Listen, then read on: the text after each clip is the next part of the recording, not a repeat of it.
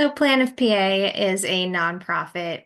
We're based on the main line, and we serve mainly adults, but also some minors with disabilities. And we do that primarily through our two services, which are the care management service and our financial services, which covers administering special needs trusts and also acting as representative payee. So, special needs trusts are a type of vehicle where you can set aside resources for a loved one who has a disability and relies on public benefits. And representative payee is when someone needs a appointed person to manage their Social Security money for them. So tonight is not really so much about Plan of PA. We wanted to give you guys some information and education about general resources for planning for the future. And for that, we have joining us Joanna Craney of Empowered Financial Strategies. And she's going to be our speaker tonight, and we're so grateful to have her here. Joanna, I'm going to hand it off to you. Awesome. Well, thank you so much, Christine, for having me here tonight. I am really excited just to share some knowledge and also just share, some experience and some stories. As Christine mentioned, I'm a special needs planner, financial advisor, which is very specific to catering to the special needs community. Some people ask why, right? My why is because I have been around the disability community my whole life. I grew up with two sisters with different disabilities. My one sister had Down syndrome, and she was the oldest. And then my second sister later on had some behavioral challenges, and then later was diagnosed with mental health disorders, and then unfortunately later addiction. And so, as I mentioned, I've been around this community my whole life. I unfortunately lost both sisters, one as of more recent, leaving behind a daughter with special needs who I am now raising. And so I get it from a sibling perspective. I now get it from a caregiver's perspective. And I saw what my own parents went through.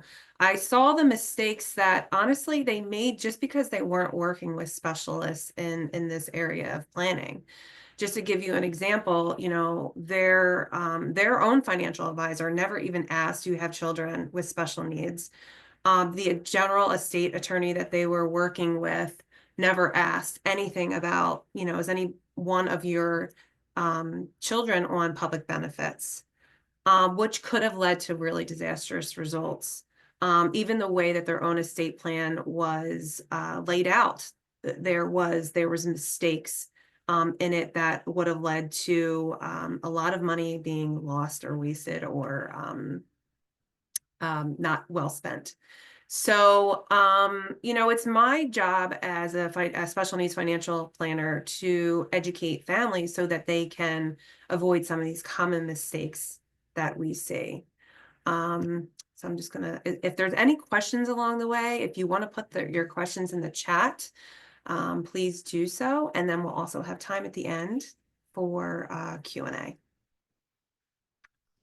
All right, so we're going to be covering really like 3 areas of special needs planning. And some people think that, they go to an attorney and they get certain estate documents, or like Christine mentioned, a special needs trust done, and like, great, I got this done.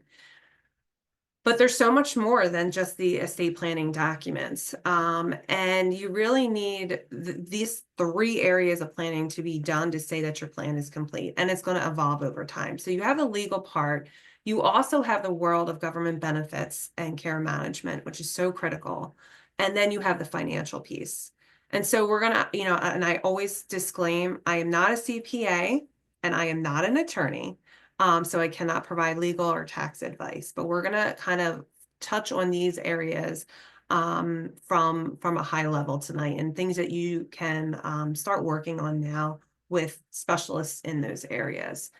So why is this planning important to you? Well, you're probably here because you want to make sure that the loved one that you're taking care of is going to have continued care and quality of life for the rest of their lives, whether you're here or not, or able-bodied. So getting this planning started the day before you walk off this planet is really important. And since we don't have a crystal ball, I always tell parents, don't procrastinate on this, because we don't know when you're not going to be here or able-bodied to take care of your son or daughter or niece or nephew. The other part of this is that a lot of people come to our practice asking about government benefits because they're so afraid of losing these critical benefits. So we want to make sure that first we obtain these benefits, then we protect these benefits, and then ultimately we want to make sure that we maximize the government benefits that your loved one is entitled to. The other piece of this is, planning for what we call a 3-person retirement.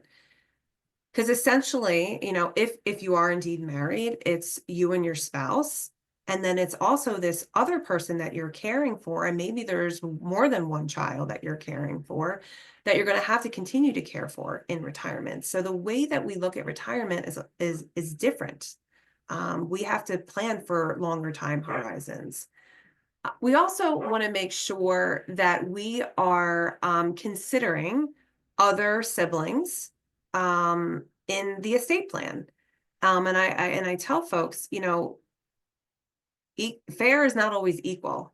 So we try to do our best to equalize the estate, but the person that has a disability might need more assets to fund their future, right? And so like I said, we'll do our best to try to even the playing field, but sometimes we do have to leave more behind to a special needs trust just because that person has more needs. And maybe our other sons or daughters are more independent.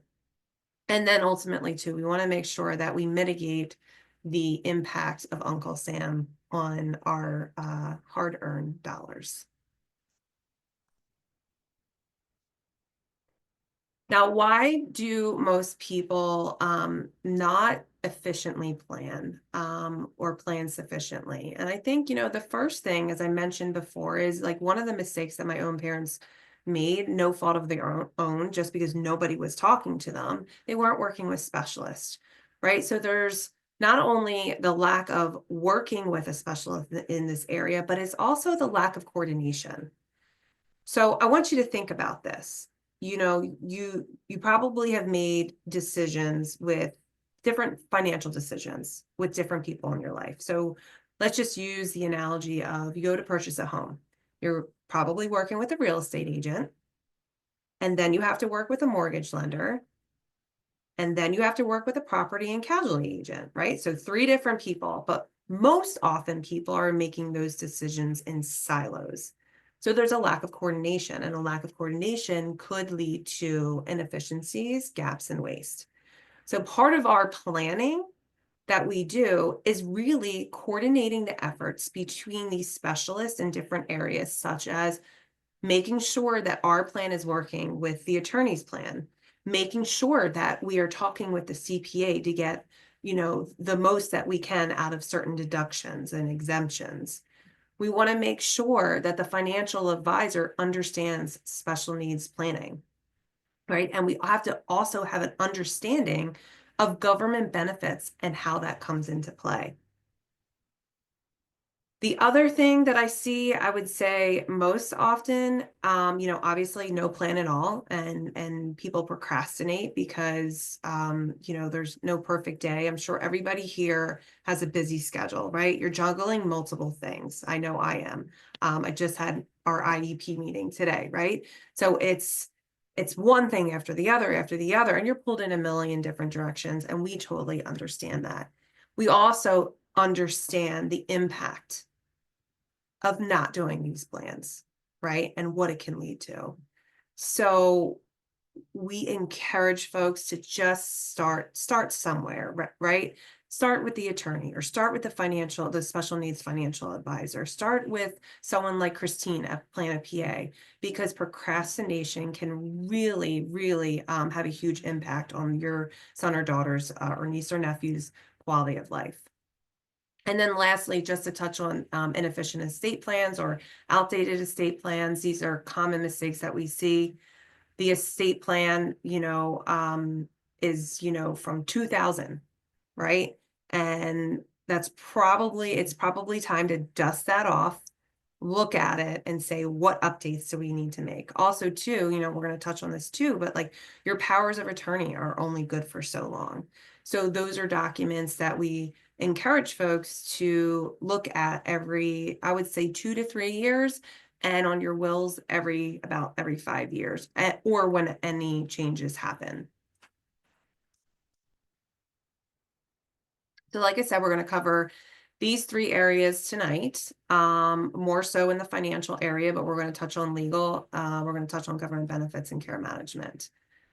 So what are some of the basic estate planning documents that you should have in place? One very basic document is a will. And some people think that they have to have a lot of assets or a lot of wealth to have a will done. And if you have a car, if you have $1 in the bank, if you have a home, you have an estate.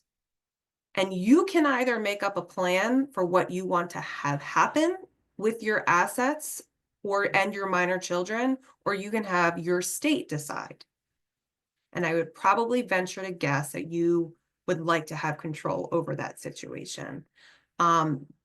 Passing without a will, leaving what we call,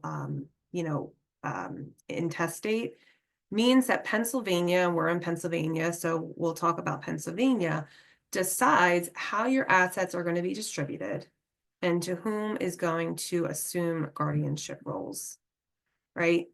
The other portion of this, there's this assumption that all of your assets go to your spouse. In the state of Pennsylvania, it's like the first 30 or 40,000 goes to the spouse. And then after that, the assets are evenly distributed to the children. Let's just take that example, right? Let's just say we didn't have a will done. And let's just say we have assets, a home, a retirement account, maybe an investment account. And we don't either label our beneficiary designations on our IRAs, or we never say, who does the house go to? I want you to think about this. If your child is on public benefits and they've received assets, right? One of two things is going to happen. They're either going to get kicked out of their benefits, or now we're talking about establishing what's called a first party special needs trust. Not that we would say no to money, right? But there's caveats to a first party special needs trust that we will discuss in a later slide. So again, being proactive about this planning, very important. The other thing that we want to have is our financial powers of attorney. So if we're incapacitated and we can't make our own financial decisions, we entrust someone to make financial decisions for us on our behalf, someone that you trust. Same goes for a medical power of attorney and a healthcare proxy, right? So doing this proactively, you have more control over the situation, even if you were to be incapacitated. And then the last thing is trust. Now, not everybody needs a trust, and not every trust is the same. There's many trusts out there for different purposes. For tonight's purposes, we're going to talk about special needs trust and the importance of having a special needs trust. I kind of just went over this, but one of the also things that I'd like to mention is the more that we can direct assets to whom we want, when we want, right? The less time we're going to spend in probate, which is timely and it can be expensive, right? So one more reason to make sure that we have a will and that we label beneficiary designations accordingly. And what I mean by that, and if I am using financial jargon that you don't understand, feel free to call me out so that I can explain that. Because the last thing I want is to leave this conversation tonight and you're confused. So when I mean beneficiary designations, that term is used on contracts such as 401ks, IRAs, investment accounts, right? Where we can designate or name a person to receive our assets when we're no longer here. Typically speaking, we see one spouse will say, I leave my IRA assets to my wife or my husband, And then thereafter, if my wife or husband is not alive, I'm going to leave my assets to, said children or a special needs trust. Where we see mistakes is that these things haven't been updated. And so in our review meeting, when we're working with our clients, we are making sure that these beneficiary designations are updated on an annual basis. You can always make sure that your beneficiary designation, you can change as many times as you want your beneficiary designation. What types of I'm just assets? Yeah, sorry, I'm sure. just gonna jump in on that Yes, right please. there. So what you're talking about here is making a distinction between who you have named in your will and who you have listed at your financial institution Yeah, to receive the assets. And normally, a lot of times it's the same people, but it's an extra layer of ensuring that it's going to go straight to them if you go directly to your bank or your investment advisor and do that beneficiary designation directly with their paperwork. I'm Not so glad. Yeah, that is a great point. And so what assets avoid my will. So I'm glad you brought that up because sometimes what we see is that the will says one thing.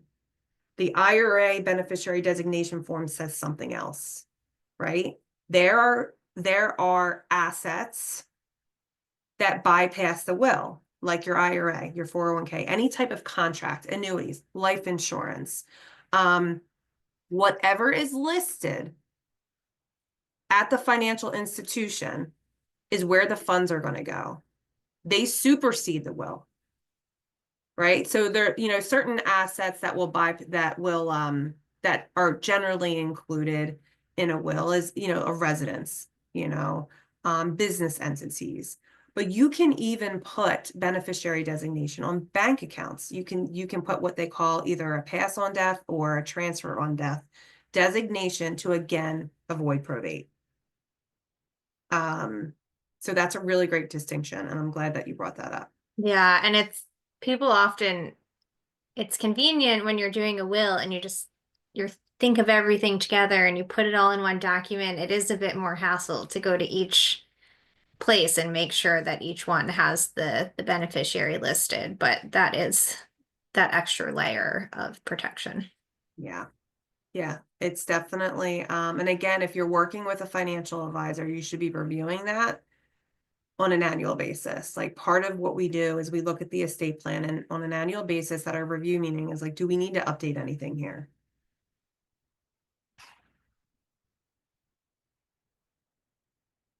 So when we talk about trust, just think of a trust as almost like a protective bubble around assets. And for purposes of tonight, like I said, we're going to talk specifically about special needs trust. But, why would we want to use a trust? What purpose does it serve? Well, one, it avoids probate, right? So assets go into a trust. We don't have to work with probate.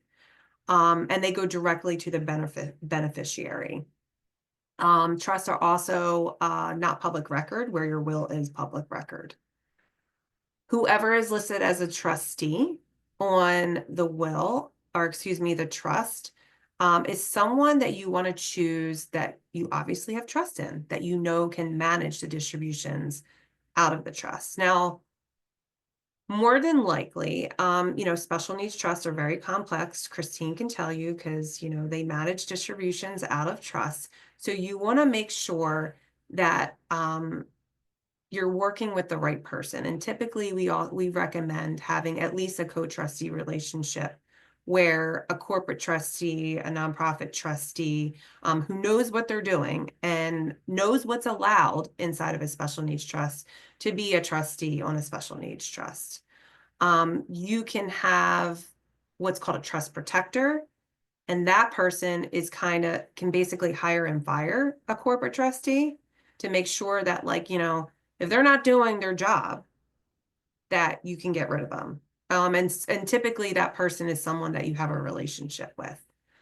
But it might not be a good idea to leave grandmom as the trustee, who's actually older and may not know how to distribute the funds out of a special needs trust.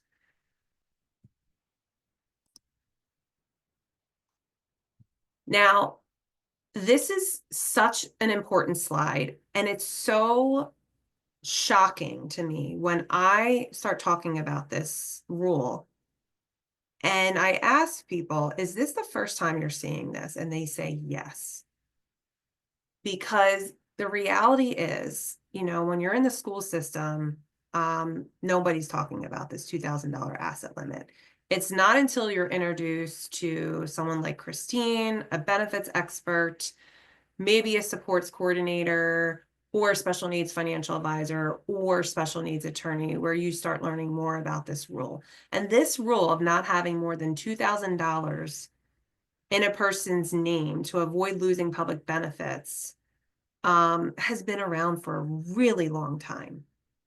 I want you to think about it. $2,000, not a lot of money. But this federal law says that, if you are on certain public benefits, you cannot have more than $2,000 in a person's name that has the disability, or else you will lose your public benefits. And so don't worry, it's okay. We have ideas for where to put money. So don't think I'm just leaving you hanging there. But it's really important. And what's countable is a much longer list than what's not counted. So like, certain people on benefits, they can have a home, they can have a car, but almost everything else is counted. And it's kind of a scary thing. So we're going to talk about what you can do about that in a later slide. So let's briefly just talk about government benefits. Government benefits, there's really two types of benefits that we talk about. There's what's called entitlement benefits, and you're entitled to these benefits because you have actually put dollars into the program, like Social Security. If you look at your taxes, if you look at your actual pay stubs, you're seeing that you are paying a Social Security tax, right? And that Social Security tax goes into the Social Security fund, and at some future date, and I know this is going to raise questions, you're going to get a Social Security check, or some people say, or I hope I'm going to get a Social Security check. It might look a little different in the future, but you're still going to get a Social Security check. Right. So that's an entitlement benefit. You're entitled to this benefit because you have paid into the system. There's other benefits that you have to be financially and medically eligible for. And that's where we start talking about these needs-based benefits, such as SSI, or supplemental security income, Medicaid, and waivers, right? So you really need to qualify. You're not paying into those services, but you really need to qualify for those services. Now, most of our folks are, once they turn 18, they're financially emancipated from their parents, so they can apply for SSI. Maybe they have already been on Medicaid, right? Just to give you like an example, my niece has been on Medicaid since birth. She was born premature. She had a lot of complications, right? So she's been on Medicaid. She doesn't get SSI because she's tied to me, and I make more than what is allowed. So she's not going to get SSI, right? But at 18, right, if Social Security deems her as being disabled in the eyes of Social Security, which is very different than the eyes of a doctor, because you have to show that you cannot functionally have sustainable gainful employment, then she would qualify for supplemental security income that would give her a monthly benefit, right? And that amount goes up based on, certain inflationary factors each year. Now, if she is on SSI and she is on Medicaid, that is where we have to really be careful about not only income to her, but also resources, right? Because we want to make sure that we protect those benefits. The other thing that we talk about with our the parents that we're working with is these entitlement benefits, whereby adult children can actually make claims through their parents' work history. And what do I mean by that? So there is something called the Disabled Adult Child Benefit. And if your son or daughter, niece or nephew, right, have had a disability prior to the age of 22, they are entitled to collect off of the parent's work record. And there's 3 different ways that they can start that collection. When the parent retires themselves, they are entitled to, it's around, if you look at your Social Security statements and you look at your full retirement age, let's just say you go to age 67 on your Social Security statement, and it says, you're entitled to $2,000 a month. Well, your son or daughter would be entitled to 50% of that amount, so $1,000, right? So it's based off of that primary insurance amount. If they were to become disabled themselves, the parent, they could actually make a claim against the parent's work record. And again, it's 50% of that primary insurance amount. And then at death, it actually gets bumped up to 75% of the primary insurance amount. And this is a really key factor. One, we want to make sure that we understand what that looks like and we use that in our calculations. But most people are just unaware that that is certainly an entitlement that their son or daughter is entitled to. So we want to make sure that we're aware of it. So really important benefits. Now, the 2 systems are very different, right? Entitlement versus eligibility, and they're also tied to different programs. So SSI is connected to Medicaid, and SSDI, which is really goes off of that entitlement benefit, is tied to Medicare. So once our kiddos are entitled to that DAC benefit based off their parents' work history, there's actually a 24-month waiting period, and then they can get Medicare. So I know that's a lot of information in a short amount of time. You don't need to remember everything. We just want to highlight it. And again, you have resources to tap into to navigate those government benefits. So I'm just going to quickly, just to circle back on some of the things that you mentioned. So the reason that you were pointing out these important ages, because you covered this, but just to pull it out for folks, 18 would be when people can apply for benefits under their own record as adults for things like SSI. And 22 is that cutoff of proving to Social Security that a person had a disability before age 22 so that they can be eligible for those additional benefits under a parent's work record. And then someone was asking in the chat what happens at age 26, and I think that's in there Yeah. because of Yeah. insurance through employment. Yeah, there's two reasons. One is typically we see kiddos fall off the employer sponsored plans at 26, although always ask your benefits person, because I'm reading more and more healthcare programs are covering, you have to prove eligibility, right, to the insurance company, but they are covering people that are still dependent on the working parent. So covering them past age 26. So always good to ask. The other reason is currently until next year, and we're going to get to this, but your disability onset prior to the age of 26 to be able to use the ABLE account. Now that is going up to age 46, which is great. One of the reasons for that is just because there's a lot of disabled vets out there. And so this benefit will definitely serve more people, but that won't go into effect till next year. Great points. All right, so what are some of your options? Again, let's just like kind of review these common planning mistakes and like what you can do to avoid them. So as I mentioned, this is disinheriting your loved one. So some people think, okay, well, fine, I will just not leave assets to Joseph because it's going to get him kicked out of government benefits. And they say, well, we're going to leave it to Susie because Susie will just take care of little Joseph, right? But where's the mistake in that? Let's say Susie gets married, right? And let's just like play this out. You disinherit your loved one. You leave all the money to the one sibling who's going to take care of the other sibling.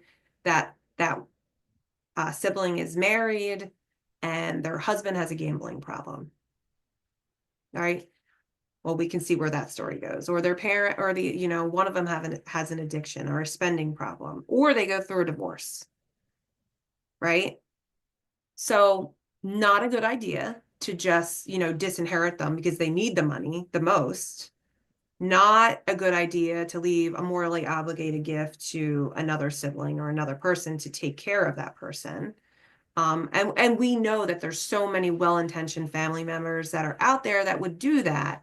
However, there's just these little pitfalls that we want to avoid. We want to do it in the most efficient way possible, which is to make sure that assets go to that third-party special needs trust, right? The other thing is that we talked about is procrastination. Procrastination can lead to really to lost dollars, inefficiencies, gaps, holes. And you really want to know, like, the day you walk off this planet, you want to know that your loved one's going to be taken care of. And they're not going to have just their basic needs met, but they have actually quality of life, right? You obviously don't want to leave money directly to that person on benefits because of the whole factor of getting kicked off of government benefits or having to establish a first party special needs trust. So again, going back to the fact that let's be proactive about this planning. Let's get a third party special needs trust set up. And then the last piece is the beneficiary designations, which I've already discussed, have not been updated to reflect that there is a special needs trust. So we want to make sure that all beneficiary designations are updated. And if the special needs trust is the person with a disability is the intention for that asset to go, we are going to put the special needs trust language on those beneficiary designation forms or in the will. Now, speaking of special needs trusts, we're going to talk about two different special needs trusts. There's the third party special needs trust and there's the first party special needs trust. Now, the third party special needs trust is the proactive trust that we set up ahead of time to receive assets by anybody but the person with a disability, right? And it could be a living trust, meaning that it's alive today. Maybe it's not necessarily funded, but it has its own tax identification number. Or it could be a testamentary trust, meaning that it just really lives inside your will and doesn't really spring into action until your death. That I always say when you're working with an attorney, ask them to explain the difference, right? And why it makes sense to have one over the other based on your specific situation. We talked about choosing a trustee. On a first party special needs trust, the important part about this to note is that this is really a reactionary trust because the person on public benefits has received assets. Maybe it's through litigation or a settlement. Maybe it's through an accidental inheritance, right? So now we have to establish a first party special needs trust that will protect government benefits. But the downside of the first party special needs trust is that any dollars that are left inside of a first party special needs trust could be recovered from Medicaid. So Medicaid is paying dollars towards to support your loved one, right? So Medicaid can come in with a bill.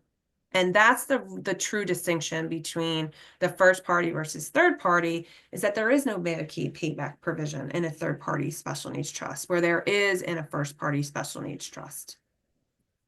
So what I always like to say is sort of the trade-off of why the government allows that individual to keep money that they've already directly inherited, money that's in their name, to keep it in a special needs trust. The trade-off that they make there is that when that person dies, the government is entitled to pay themselves back for the costs that they've put out for that person's care. So that means that money that might be left in the trust isn't going to get to go be passed on to another family member.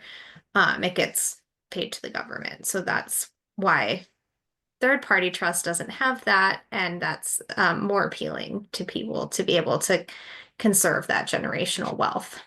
Yeah. And so you have more control, right? You can say, hey, if anything happens to my loved one with a disability and these assets are left, they can go to the other siblings. They can go to a charity. You have choice. Part of the planning is about understanding the different nuances. It's about having flexibility. It's about having control. It's about having choice.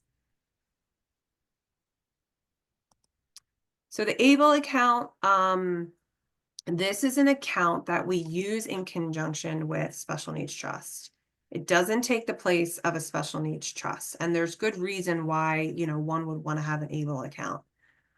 This is a way for individuals who are on public benefits to essentially save money in a tax deferred and can be taken out in a tax-free way without losing their government benefits. You can actually save up to $100,000 and not jeopardize your SSI checks, which is pretty awesome. So remember we were talking about that $2,000 asset limit, right? Here is a resource or a financial vehicle that can be utilized in tandem with all your other planning. And so we do use it more strategically in the planning that we're doing with our clients. Like, just to give you one example, some of our individuals are working and they're bringing in income, and they might be bumping up that $2,000 asset limit. So what can we do? If they can't spend down the dollars, we can transfer assets into an ABLE account. Or let's just say someone accidentally gave them money, or they accidentally came into some money. They could transfer up to certain limits into the ABLE account. So every year, they'll say how much, and it's really based on the gift tax rules, how much we can put into these accounts on an annual basis. It's 19,000. So right now we can put up to 19,000 into these accounts, and it can come from anyone, meaning that I can make contributions to the ABLE account on behalf of my niece, or she can put her own dollars in. We just can't put more than $19,000 in unless, of course, they are working. Now, they do allow additional contributions if the person is working, which is, again, another great feature. There is no direct required reimbursement to the state for Medicaid repayment. However, I do tell people that if there is an estate that is opened post-death, and the ABLE account does have funds left in it, and the funds go to the estate account, then Medicaid can come back in with a bill. Typically what we recommend at that point is make sure that any bills are paid, make sure funeral expenses are taken out prior to the ABLE funds going to the estate. Now, these accounts, very similar to the 529 rules. You put money in. If you're in Pennsylvania, you get a state income tax deduction. The account can grow. There's investment accounts ranging from conservative to aggressive. There's the checking and savings option, and all of the earnings in that can be taken out in a tax-free way, as long as the expenses are, quote unquote, for qualified disability related expenses. And the list is very, very broad. IRS can audit, so we always recommend keeping receipts. However, the IRS has not audited these accounts, as far as I know, at this point yet. Mhm. It does give the individual with the disability some control and access to the account if they want it, which, there's some teaching lessons there that you can work with that person on budgeting and spending and using a debit card, which is good for getting out in the community. And let me see if there's anything else I want to say about the PA ABLE. I would recommend, and we can certainly provide contact information after this. We did a really great video with someone from the PA State Treasury Department that's on our blogs vlogs page. So if you want more information, I would recommend just going to our website, go under blogs and vlogs, and scroll down until you see the ABLE presentation, because it was really good and it goes into more details than what we would cover tonight. And Joanna's going to be doing a future presentation with That's right. Yes. ABLE accountants, so you can Yes. stay tuned for that too if you want to do a deep dive. That's on May 7th, I believe, right? I think so. But yeah, we decided on May. Yeah, we'll send out I think you're right. Yeah. Yeah. So again, these accounts can be used in tandem. They do not replace a special needs trust.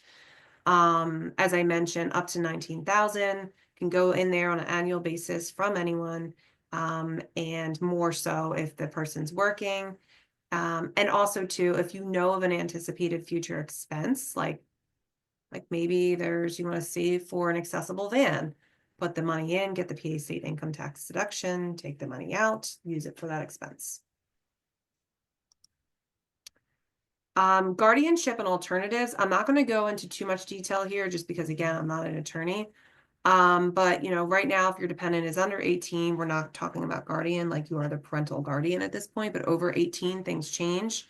They are no longer, they're an adult now. So you have to make a choice along with a reputable attorney about what option is going to make the most sense for you and your family. Some people go the guardianship route because person has no capacity to make decisions for themselves. And the rules are getting a lot more stringent. We're seeing a lot of that across the nation, especially in Pennsylvania. Judges are not just giving out guardianship, but essentially it's basically taking somebody's rights away, right? So they can't sign a job application, right? Like you are literally taking their rights away. Powers of attorney, you're really like standing side by side with that person, helping them make decisions. So there is more flexibility in a power of attorney. It is something that I recommend for anybody over the age of 18, even your kiddos that are maybe either off at college or what have you. The last thing you want is to not be able to, even talk to a doctor because you don't have a power of attorney. So it's really important to get these for yourselves and for any children that are over the age of 18. And we will be having our next speaker on April 22nd, talking in more detail about alternatives to guardianship. So you can also join us for that for more Awesome. details. That's fantastic. Yes. The care management piece, I'm just going to touch on a few things here. One of the things that we talk about in our planning is this thing that we call a memorandum or a letter of intent. It's basically a day in the life of the person. So, who are their important contacts, like doctors, therapists? If they're young and you're working with the school system, who are the important people that, if you were gone yesterday and somebody picked this up, they would know exactly who to contact, right? What are things that might be triggers for your loved one? And what are ways to help when maybe they're having a behavioral meltdown, right? Anything that you would want someone to know about your loved one, this is the place to put it down in this letter of intent. It's not a legal document, and it's a document that you're going to continuously update over time as things changes, but it should be probably kept maybe with your legal documents and shared with those relevant people in your life that might be stepping in a guardian capacity. So, and even down to like beliefs and values and what you would like, like if little Joseph likes to go to the Phillies game every year, like that you want to put in there. It's about quality of life as well. So, this is something that, we often will supply a template for our clients, and they can start getting this information, down on paper. What else do I want to mention here? So there's like, there's certain people out there that don't have someone. And this is where, we defer back to care management agencies like Plan a PA, like what are the options there? Because not every family has someone that is able to take care of their loved one, but there are resources out there. Yeah, Um, part of what our care management team does is try to implement those quality of life expectations, and coordinate the other supports that exist for that individual if there's not a family member who would be kind of acting in that role. So there are a number of different services out there that can kind of step into that capacity. Uh, right.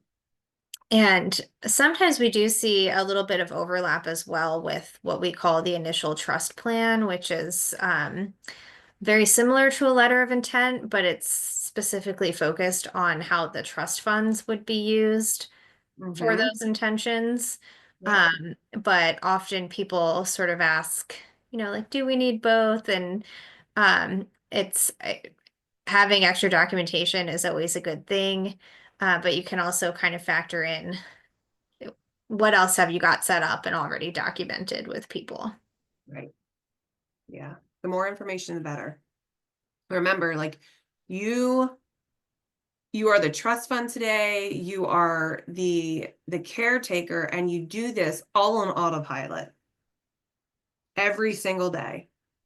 But the reality is, like, no one is going to know that, walking into a loud, crazy restaurant could be a trigger for somebody who has sensory processing disorder, right? And like what to do if that were to happen. So again, like the more information that you can get on pen to paper to give to that person who would be stepping in your shoes, it just makes it more of a seamless transition. Now, the financial planning piece of this, obviously, this is the leg of the three planning stool, is really important because we could have these great estate planning documents drawn up by an attorney, and they're just papers. If there's no assets to go into that special needs trust, then you've kind of just done a whole bunch of work for nothing.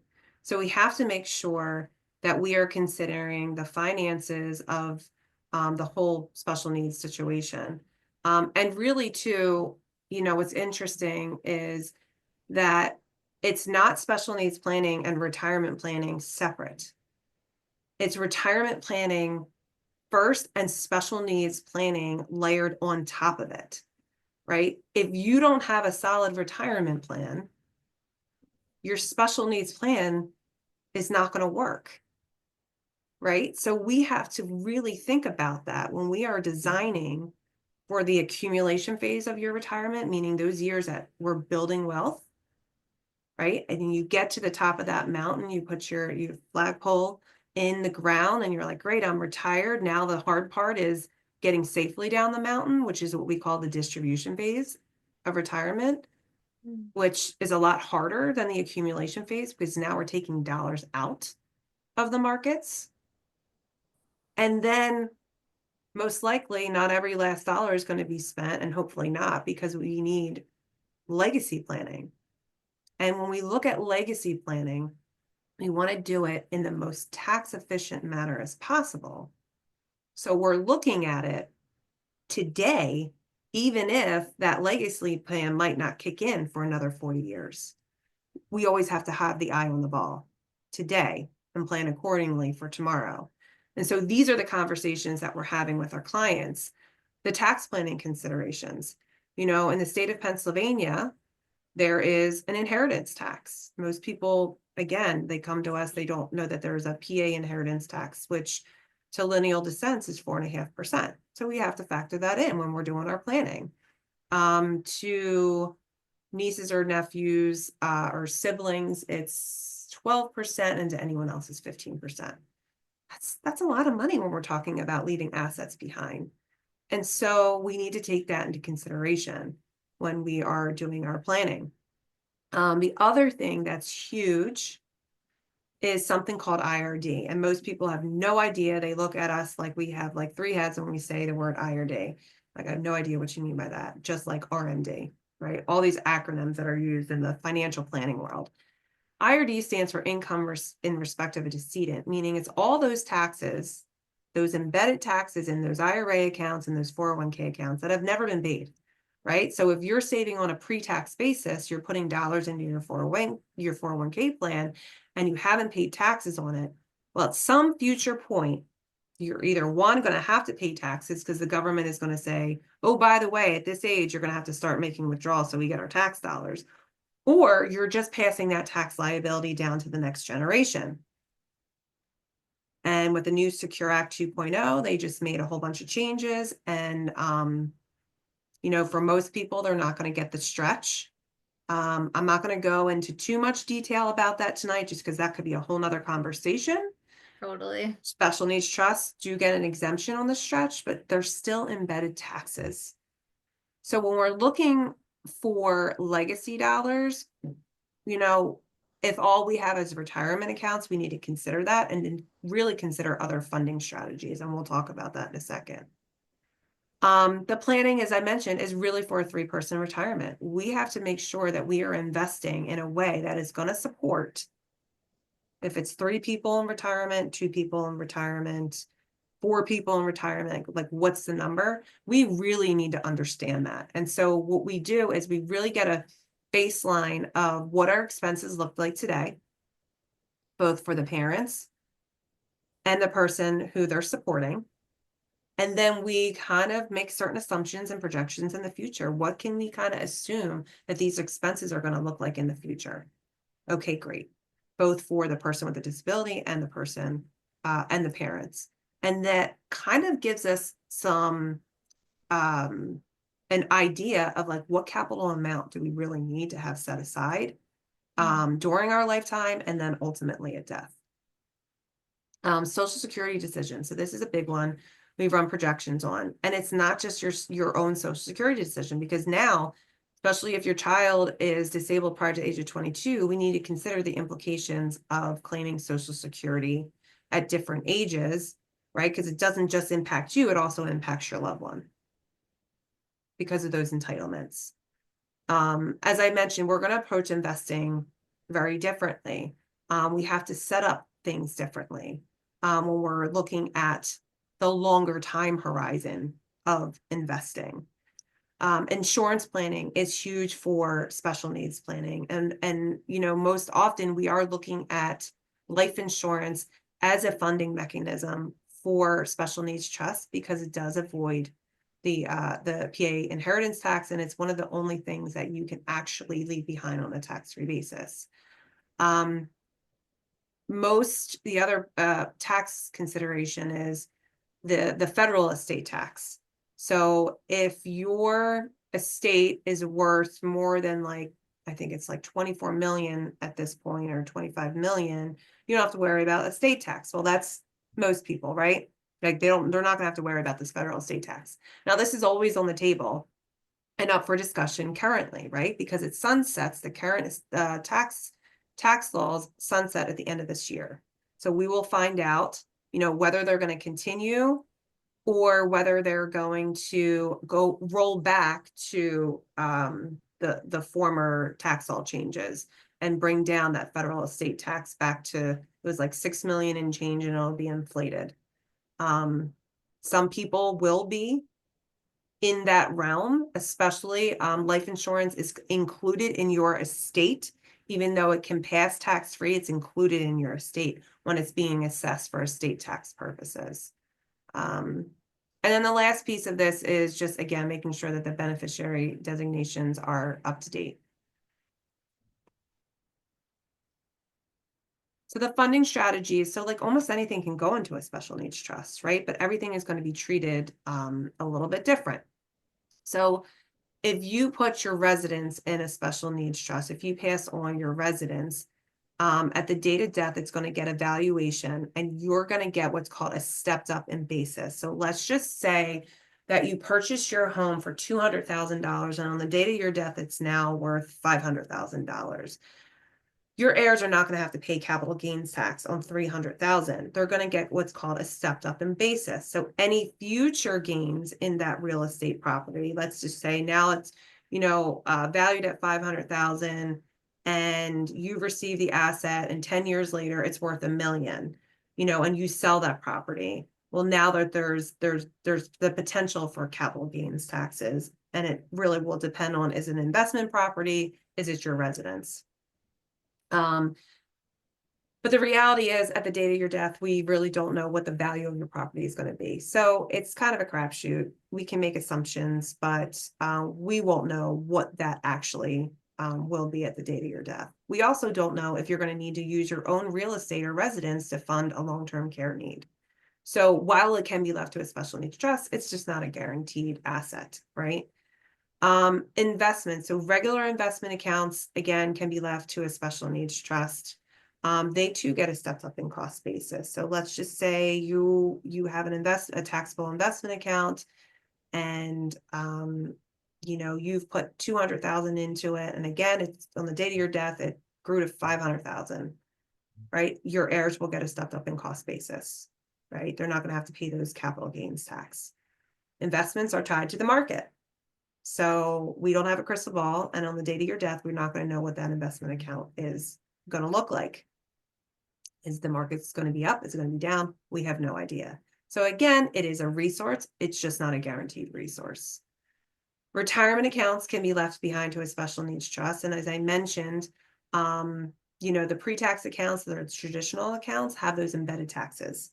So when you pass those accounts on, probably one of the worst things you can pass on, whether you're passing them on to a son or daughter and not a special needs trust, they're going to have to take those, what they call required minimum distributions, out over a 10-year period.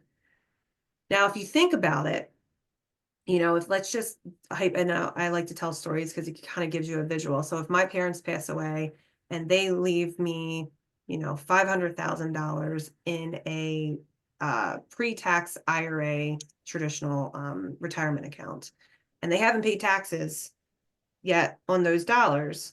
So now I'm going to have to receive those assets and take what they call required minimum distributions over a 10-year period of time, essentially adding to my ordinary income. Well, what could that do? That could bump me up into a higher tax bracket. It's not like we're going to say no to money. It's just that we want to be aware of these kind of tax traps as we're planning. Roth accounts are great. Roth accounts, you're paying the taxes today at a known rate. When you pass the Roth account on to a special needs trust or somebody else, they don't have to worry about the embedded taxes. You already paid the taxes. You can actually let a Roth account sit for 10 years, and in the 10th year, because it is mandated you take the money out by the 10th year, they can take all of the money out, including the gains, tax-free. Pretty cool, right?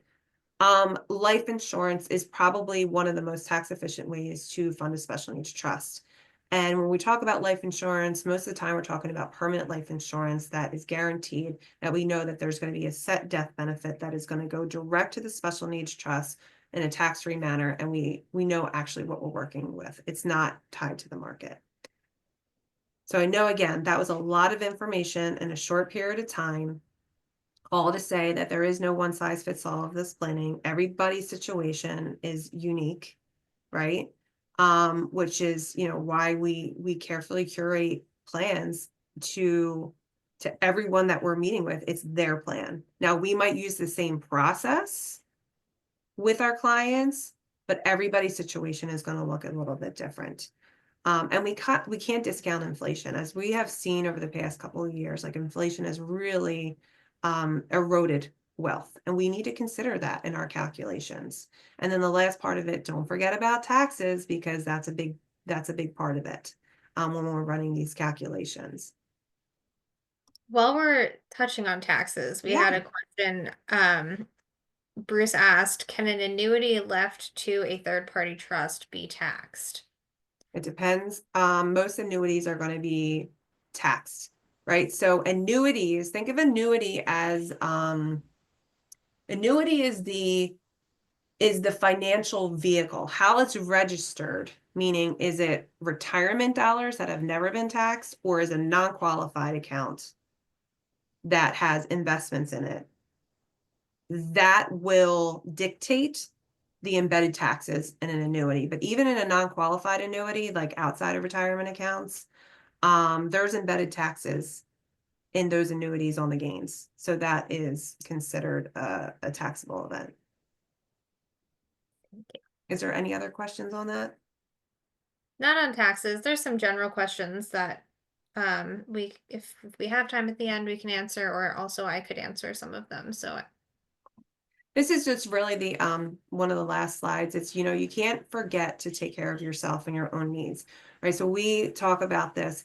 We always say, like, parents have got to put the oxygen mask on themselves before they can take care of their loved one, right? Because if they're not on solid footing, if they don't have protection around their moat, everything is that they're doing is a moot point, because their special needs plan is not going to be on solid footing. So you want to make sure that, one, you have life insurance in place for those, if you're insurable, for the guardians, and not just the one that's working. I want you to think about this. The person that might be staying home taking care of that individual is huge. And what would it cost to replace that person? That is something we see all the time. Like, oh, well, they're not earning income. Well, you got to make sure you cover that person, because if they're taken out, that care management is going to cost a lot of money. So we have to consider that. Making sure that you put mechanisms in place for protecting your income. There's a lot, oftentimes, if you look at the statistics, disability is a lot higher statistic than premature death. Long-term care planning, making sure that you have a plan for future care for yourselves. And again, you want to make sure that your own retirement plan's on solid footing and making sure that you have guardrails in place for your own retirement assets. So these are all risks that we talk about when we're walking through our financial planning conversations. And how can we work with you to mitigate those risks, all the while building wealth over time, so that whether it's for you or for legacy purposes, it's there. Such a good point about like so much of our system really relies on unpaid caregivers, and if you have to go and turn to actually paying for that care full cost out of pocket, that's a significant cost um to Yeah. consider. Yeah. So most people go, where should I start? Whether you're going to start with a qualified special needs planner or a qualified attorney, I just say, just start, just really just start, make the appointment. We offer complimentary first meetings, really just to get to know you, and your family. What have you done? What haven't you done? We walk you through our planning process. We are not pushy, meaning that like, we're not going to be calling you incessantly. We don't have time for it. But we are going to encourage you to take proactive steps in your planning. Yeah, So, Joanna's an excellent resource, and if you guys are interested in hearing more about her services, definitely reach out to her. yeah, I can put, let me just go to the very end so that you can see that I think I have to show some disclosures. Right there you go. There's the disclosures. All right. So let me just put my information in the chat box and I can answer any questions. Thank you so much for that Oh my presentation. gosh. That was Absolutely. very thorough. Um, and we do have some questions. So I'm going to start with there were two like relatively straightforward ones before I Mm-hmm. circle back, especially to Len's question. Um, but Judy asked, which you did touch on this when you were talking about substantial gainful employment activity, but Judy asked, how is disability defined and by whom? She was asking that when you were talking about benefit. Yes, so the government has their own set of definitions for disability, right? So even though the doctor says your child has autism, right? What Social Security is going to look at is function. Can they have what they call substantial gainful employment, and they measure it by an amount of money. So can this person work continuously, sustain that employment, and earn a certain amount of money on a monthly basis? If they can, they're not disabled. If they can't, essentially they're disabled, right? So, and there's certain diagnoses that are more clear cut than others. Yeah, where you And I'm get sure that, Christine, you see that specific. all the time. Yeah. So that's for the purpose of disabled in terms of can you get benefits from the federal government. Yeah. Um, and just similar to that question, if someone is presently stable or has no diagnosis, is there a process to establish a special needs trust at the time a diagnosis is later established? And I can touch on this just to say, so a special needs trust, if it's a third party trust, meaning, oh, no, yeah, my screen changed color momentarily. If it's a third party trust, meaning it's not the individual's money, it's someone else leaving money to them, then setting that trust up is really between the person leaving the money, the grantor, and the lawyer that they're hiring to write that trust. So, in theory, you can have a special needs trust written for someone who has no diagnosis if a lawyer will do it for you. But you don't want to go to the lengths of setting up a special needs trust if it's not the appropriate thing for that individual, and if they're not going to be taking advantage of benefits where there's a good reason to be putting their money into this type of arrangement that has more restrictions. So it's definitely advisable to kind of vet that more by having assessments done and talking with the care management service about what this person may be eligible for before you would set all that up and pay a lot of money to a lawyer to set all of that up. Well, and I have seen this in trusts that or excuse me, wills that I read. Sometimes there's language in there that says like, should this person ever be on public benefits, right? Then ultimately, this is the trust that the special needs trust that it would go to. Otherwise, they receive the assets outright, you know? Yeah. So there are ways, again, if you're working with a specialist, they can help guide you in that area. Yeah, like it branches off depending Mhm. on how things. Yeah, and I'll be honest with you, and I know like the one attorney I present with a lot, she always says, like, do we really want our kids having a whole bunch of money at 18? Probably not. So it's even good for our younger kids to have trust language that would essentially give distributions over time for different purposes. Yeah, there are also many trusts out there that are not special needs trusts that can also be tailored to a person's circumstances.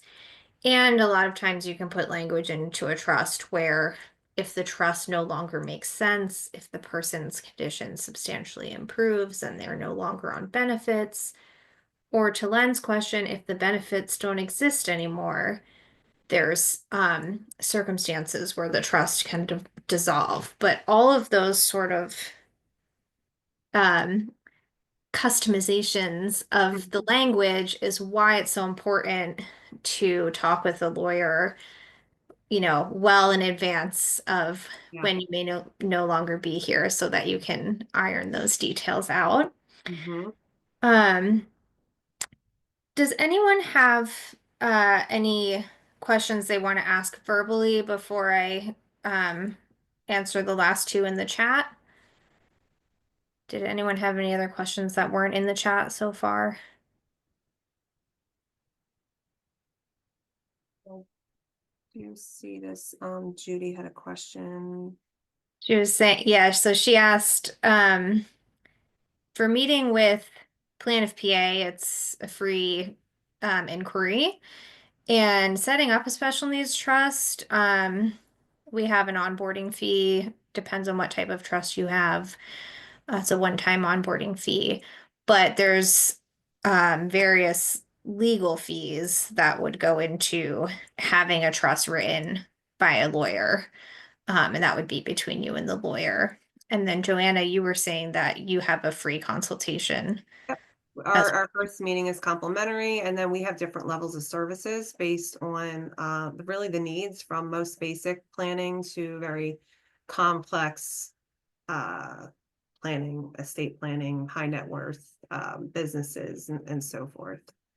Um, and we can go over that. If we set up a complimentary meeting, we'll discuss that with you at the time.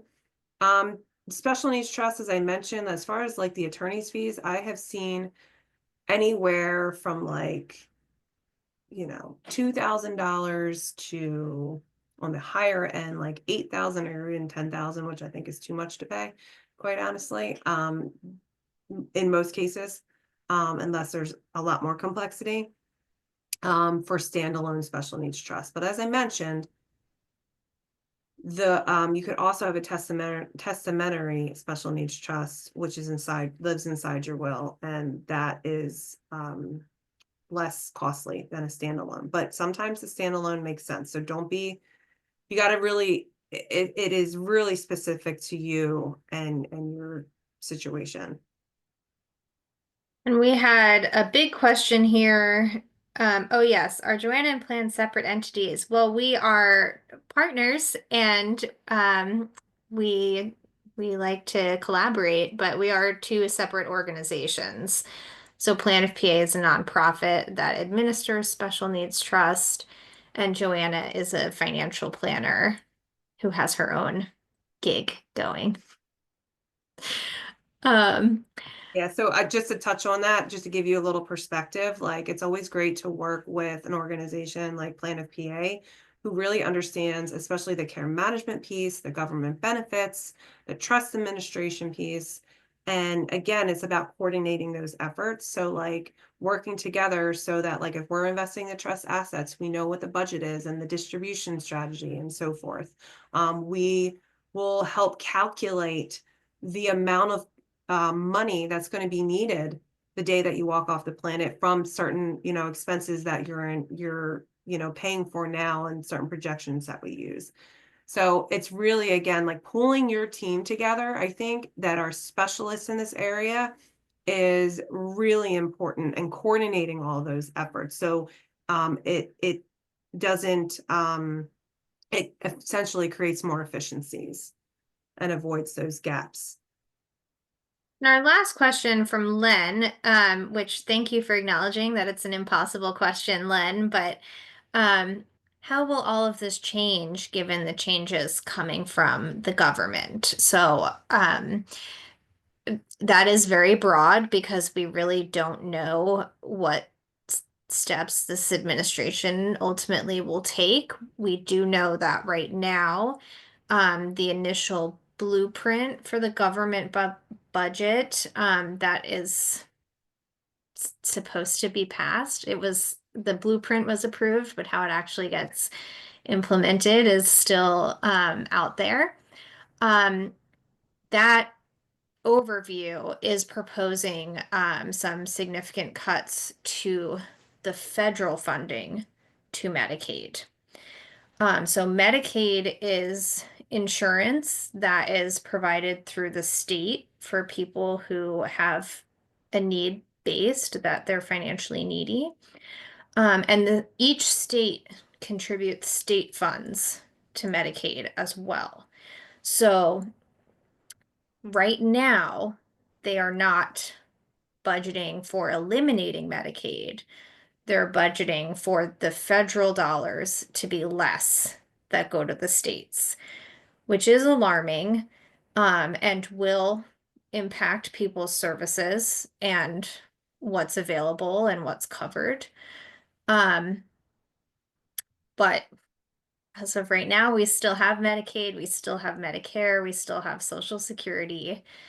Um, and those are very popular programs. I like to think they're still going to be around for a long time, but I think there will be some turbulence with the staffing and the funding uh, for those programs in the near future. I don't know if you had anything you wanted to share on that, Joanna.